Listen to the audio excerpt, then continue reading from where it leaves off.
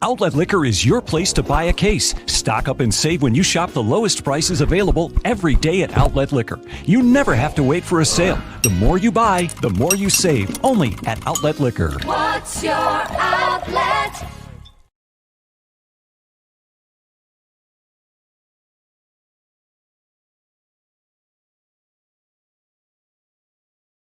Sorry, I don't know what happened there. Sorry, guys. Welcome, everybody, to another edition of I'll Hang Up and Listen. Sorry, I'm getting on here a little bit late.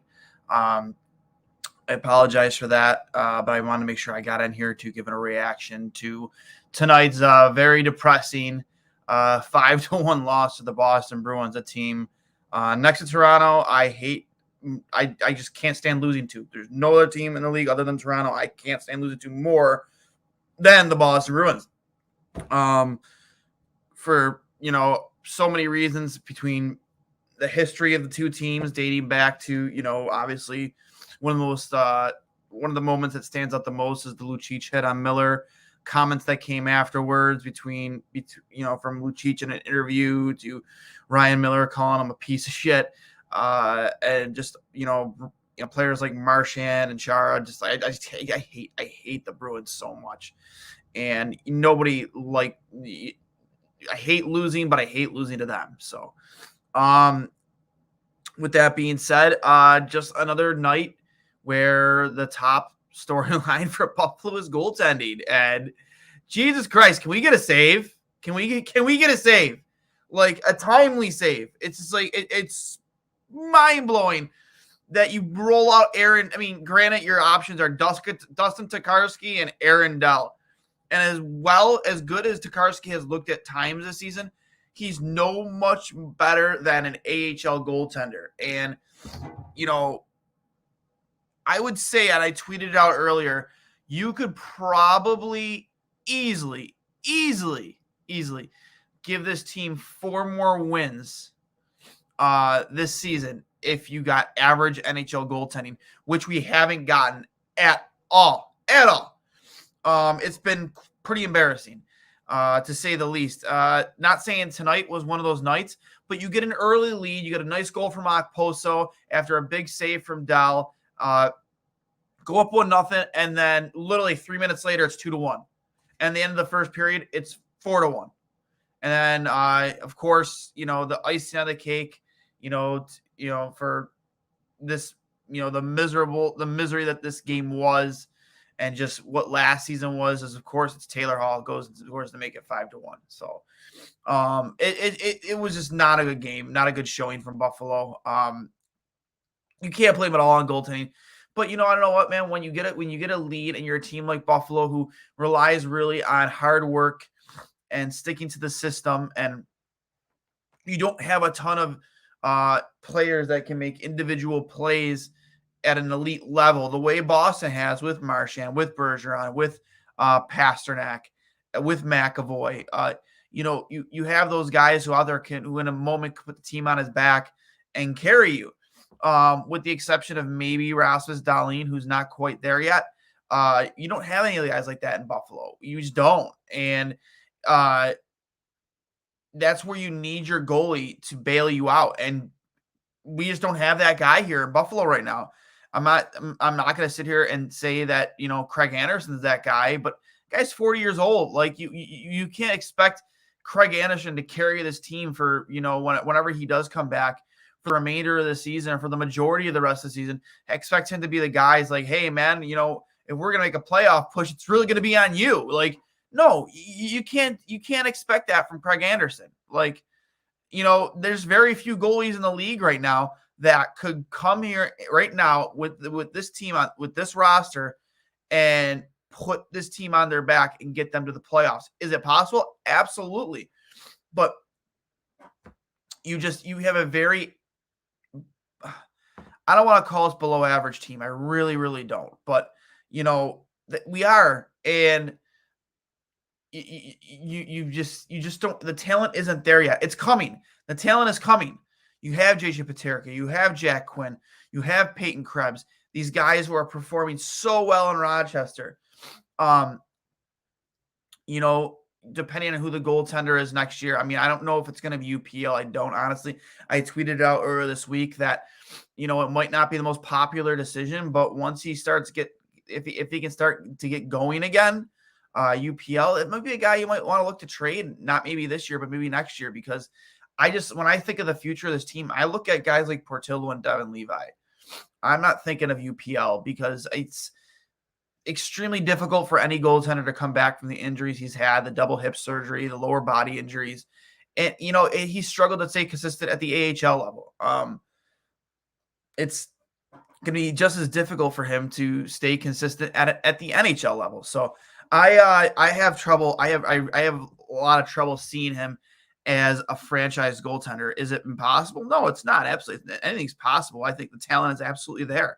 He has the size. He definitely has the talent. It's just going to be difficult for him to honestly be a consistent goaltender in the NHL when you already have a lot going against you, like the injuries. And that position is nothing to sneeze at mentally, man. If you can't stay right up here at all times, it's, and you start digging yourself a hole as a goaltender, it's a really difficult hole to climb out of. And like you said, we've seen him struggle to stay consistent in Rochester. He's had some really nice moments. I think he was, player of the week not too long ago. He posted some great numbers, and I'd like to see him continue to do that. So, but like I said, the reinforcements are coming, and I didn't even mention Owen Power's name yet. Owen Power, you would expect to be on this team next year. Maybe even see a glimpse of him at the end of the season, depending on how Michigan does in the NCAA tournament. Make the Frozen Four. I'm not sure how the schedules align. If they win or lose, how much time he would have to play for Buffalo. I'm not 100% positive. So, with that being said, it's tough to call. But like I said, this team, the reinforcements are coming. Alex Tuck hasn't played a single game as a Buffalo Sabre yet. That guy is going to come in here. He's proud as shit to put on that jersey. And he's going to come here and he's going to go balls out every night. And he's going to do everything he can to help this team win. Because he's going to wear that Sabre jersey with a ton of pride, a lot of pride. He's going to take losing personally, wearing that jersey. Not that he did it with Vegas or Minnesota before that, but with this jersey especially, that means a lot for him to put that jersey on. So I could even see him wearing a letter next season without a doubt. I'm not saying captain or, he would at least, in my opinion, get an A. With that being said, though, again, just a really tough loss tonight for the Buffalo Sabres. Again, the goal scorer, the lone goal scorer for Buffalo was Kyle Okposo. Nice shot off the half wall. Believe it went short side. Used Bergeron as a screen. Nice play. Shot the puck between his legs. Caught Swayman off guard, and it was a real nice goal. Assist went to Rasmus Asplund, who has 12 points in 19 games. I believe he had 14 points in his first 57. So against a guy that you look at under Don Granato, who has really, been reborn by Donnie Meatballs, amongst other players, amongst your Tage Thompson, your Casey Middlestat. Colin Miller has sneaky been a very good player for this team. I believe he sits at 9 or 10 points in the season, which, we saw what Rasmus Ristolainen got on the trade market as a right-handed defenseman. I believe, I'm looking it up right now, I believe he is also a right-handed defenseman. Yes, he shoots right. We know how much that's valued. And if this guy keeps up at the pace he's playing at right now, come trade deadline, that could be like a 35, 40-point player. I think at the deadline, there are teams willing to pay a premium for a right-handed shot defenseman. And you could see a guy like him fetch you a first-round pick. I'm not kidding you. If he keeps playing this well. Right now, again, 2 goals, 9 assists for 11 points on the season so far in 18 games. I'm pretty sure that leads all Sabres defensemen. Has an even plus minus at 0. So, again, plus minus isn't the best way to judge a player, but he's played very well this season. I can't stress enough how good he's been for this team. And he's acted as a leader, for these younger players when he was paired up with Bryson. He looked great with Bryson. I think that might have been with Robert Hagg tonight. I think. So he's been very steady and consistent for Buffalo, and he dropped the gloves today. And you kind of saw it early in the game. He was in like a really kind of like a feisty mood. He was in a lot of extracurricular stuff, and when he dropped the gloves of Foligno, I wasn't surprised at all that it was him. And the refs kind of broke that up early, to dismay of fans. Unfortunately, that could have been like the highlight of the night for as a Sabres fan down at KeyBank Center. Just not, again, you went up early, for the first like half of the first period, you really had Boston on their heels, and then you give up 2 quick goals. That second one, I believe, right up over Dell's shoulder where he dropped and just gave up that entire short side, and just that was bad. That was really bad. You got to make that save as an NHL goaltender from that far out. I want to say that goal scorer might have been Charlie Coyle. You can correct me if I'm wrong. I'm checking right now, but I believe that was Charlie Coyle. Let's check here. Goal scorers, yep, Charlie Coyle, a goal and assist tonight. Other goal scorers for the Bruins tonight, along with Coyle, were Bergeron. Pasternak had a really nice goal on the power play from his spot on the one-timer. Taylor Hall, and Riley. So, the Bruins are just a great hockey team. They go 10-6-0 in the season, while Buffalo falls to 7-10-2, dropping their 4th in a row. They haven't won since I believe it was that game against Pittsburgh. And they had a heartbreaker against the Rangers 5-4, where they lost with 0.4 seconds left. And it's really just been, really bad since then. Hopefully they can bounce back on Friday against the Montreal Canadiens, another team that struggled quite a bit this season. I do believe we will have Andrew Berkshire from the Steve Dangle Podcast Network on with us. That's going to be pretty exciting as like a preview show. And make sure you check that episode out too, because we've already had on Cam Robinson from Elite Prospects. He had a lot of cool and interesting stuff to say about what's to come for Buffalo in Rochester, and from Owen Power at Michigan, and Eric Portillo. He had a lot of nice things to say about the Sabres, and we touched on a lot of stuff. So be sure to check that out for episode 78. That's already recorded too. That'll be brought to you along with our preview of the Montreal game. I'm excited about that. So listen, guys, I'll hang up and listen. It's, again, not the best of efforts tonight from Buffalo. I want to say it was for a lack of effort, but when you're playing up against a team as skilled and as elite talent like the Boston Bruins, I mean, you can't afford to make mistakes, especially in net. And you did not get any favors from Aaron Dell tonight in that first period, man. He put you in a hole that you just could not dig yourself out of. And Jeremy Swayman handed it to him. Guy played well enough. He didn't have a crazy busy night, 24 saves and 25 shots. And the only goal came with Kyle Okposo so early in the first period. And again, you just can't give up goals in bunches the way Buffalo did and expect to win hockey games. And with a team as good as the Bruins, they're going to lock things down once they get a lead and not give up too many chances. When you get a lead, you got to try and build on that, and you need your goalie to bail you out with some saves here and there. Aaron Dell wasn't able to do that. Dustin Kokarski, again, as nice as he's been in a few games here and there in spot duty since Craig Anderson's got hurt, he's not that guy either. I believe Elliot Friedman on 32 Thoughts mentioned that some guys that Buffalo could be after would be Braden Holtby, former Stanley Cup winning goaltender when he was with Washington. He might be available now that Ottinger is kind of taken over the net. I believe is in Dallas. Koskinen was another name thrown around out there. I'm not against any of those names, man, because again, I don't think UPL is ready even next year. We'll see. You guys already know my thoughts on that. I mentioned earlier. So I would maybe hold off on that and go find a legitimate starting goaltender, a veteran, even if it's for 1 year for next season. or maybe even this season. I don't know. I mean, again, it is what it is this year. This team has shown us that on its own, apart from goaltending, they're good enough to compete with any team in this league. They have wins against really good hockey teams in this league so far. So it's not out of the realm of possibility that you're going to see them continue to compete and continue to win games.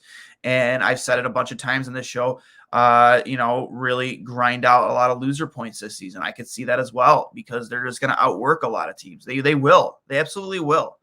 Because of that hard work ethic, they're fun to watch again. I enjoy watching them play. So with that being said, it's you're really a goaltender away from goaltender and maybe just one or two pieces away from being a team that's going to compete for a playoff spot right now.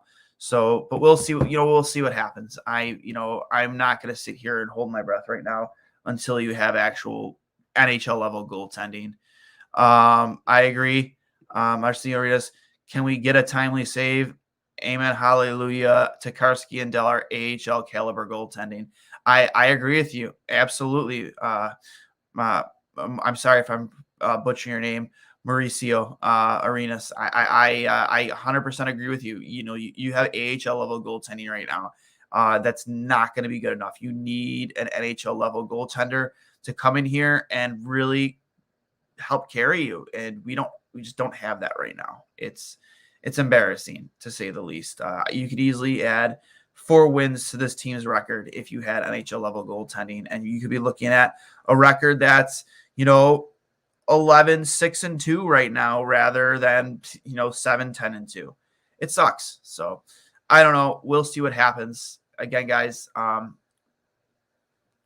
next game will be again Friday night with Andrew Berkshire from the Steve Dangle Podcast Network. He'll be joining me, hopefully Cully as well, to preview that game against the Montreal Canadiens right after Thanksgiving, after we're all pretty fat and hearty. I'm looking forward to tomorrow too. I hope you guys are too. Absolutely looking forward to my aunt and uncle's traditional Thanksgiving dinner. My aunt, I love rolls. I love buttered rolls, and I'll probably go through 10 of them tomorrow, and whatever desserts they make, I'm excited. So, and then the following day, that day we had the Bills against New Orleans Saints. Hopefully the Bills can get back into their winning ways after an embarrassing loss to the Colts. And then the very next night, the Buffalo Sabres versus the Montreal Canadiens.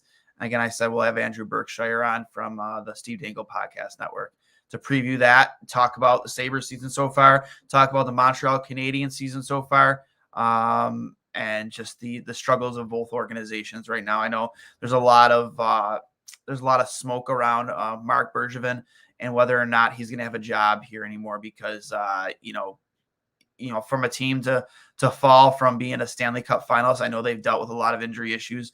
Obviously, you weren't expecting to not have Carey Price to start the season. You've possibly lost Shea Weber permanently. He may be forced to retire with these issues he's having, and then just a lot of players not performing as well as you hope or as you expected them to do. Romanoff, Tyler Toffoli, Cole Caulfield, I think he was brought back up, and he actually scored tonight, I believe. So, just a lot of stuff to talk about both organizations, both the Sabres and the Montreal Canadiens, following up after this 5-1 loss to the Bruins. You know what? Maybe Kevin Adams is finally looking at goaltenders right now. Hopefully he has been, because I just, I get it. I know what this season is. I understand what this season is. It's about building for the future. That's why you're allowing that. That's why you're not constantly on the waiver wire bringing players in. That's why you're not constantly trying to improve your team in the trade market right now. You're trying to let these kids play and earn their keep on this hockey team, and you're seeing it. I said that before. Rasmus Asplund, 14 points in 19 games. The kid's playing phenomenally with the opportunity he's been given. Tage Thompson is night and day the player he was, and that's just a lot of testament to Don Granato and the system, and what he's able to get out of these players. Casey Middlestat, who I haven't mentioned yet, he was back on the ice this morning at the morning skate with the boys, and you hope his return is coming soon. That's going to help this team a lot because it's going to give you a lot more flexibility to move guys up and down the lineup. In my opinion, Casey's probably your best center. This is my opinion. As well as Tage has played, I think Casey's probably your best 200-foot centerman right now. And that's no knock against Tage Thompson or Dylan Cousins. I truly believe he's going to bring a different look to your lineup every night, and he's going to give you a lot more flexibility once he's back. And then way further down the load, Alex Tuck, which is going to be a huge addition, not just in size, but just his ability on the ice to score and play a 200-foot game and play a heavy game. I'm excited to see him in a Sabres jersey. And like we said before, he's going to play with a ton of pride for the Buffalo Sabres, a team that he grew up loving to watch, as he stated before. So, once you get those guys back, you're going to have a really different look with this lineup. But it really is going to begin, with finding a goaltender, not named Craig Anderson, that could really carry the load for you if you want to win games. And again, I understand what this season is, giving the younger kids opportunities, and they've really done well. Look at Kyle Okposo. I'm not saying the guy was reborn under Granato, but he's played very well. Dylan Cousins has played very well. Jacob Bryson, who has been a big surprise this season. I know we saw glimpses of him last season, but he's been a huge surprise for this team this year. Jeff Skinner's scoring, at a, we would hope a 20-plus goal rate again, right now. I believe as I look here, Jeff Skinner has 5 goals and 5 assists for 10 points in 19 games. Obviously, we've seen him play at a much better pace before, but considering where he was at, last year to this year, I'll take that. And, when you don't have an elite playmaking center on this team right now, I'll take 10 points in 19 games right now from Jeff Skinner. Other players that have really performed well too. Victor Olofsson is a perfect example of what Don Granato brings as a coach. He's turned into a complete player. Last year, the year before that, big knock on Victor Olofsson was he can only perform in the power play. It's horrible in 5-on-5. The numbers and the Corsi and it all shows that's not the case anymore for Victor Olofsson. He's looked phenomenal, in my opinion, playing for Don Granato. And, he's a player that can be relied on in other situations outside of the power play to provide points for you, to provide on the score sheet for you. So he's another example of what Don Granato and what a good coach can do for a team. So I won't hold you up, guys, any longer. I'll hang up and listen. Just remember, this is brought to you by Outlet Liquor, the place to buy a case on Jordan Boulevard. Make sure you get over there for all your, your game day or game night needs whenever you want to enjoy some adult beverages. Whenever I, go to my boy Greg Day's house and hang out with Al Shoup from Trainwreck Sports, always make a stop over at Outlet Liquor. Pick up a few cases of brews and enjoy the game, whether it's a Sabres or a Bills game. So, guys, I'll hang up and listen. I hope you guys enjoy your Thanksgiving. Eat hearty. Enjoy your time with your friends and family. Maybe you're having a Friendsgiving. Enjoy it. Go Bills tomorrow. Hopefully they get back in their winning ways and get a big win against the Saints. And then let's go Sabres.